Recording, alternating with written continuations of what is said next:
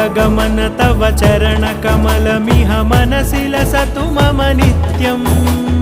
गरुडगमन तव चरणकमलमिह मनसि लसतु मम नित्यम् मनसि लसतु मम नित्यम् मम तापमपाकुरुदेव मम पापमपाकुरुदेव मम तापमपाकुरुदेव मम पापमपाकुरुदेव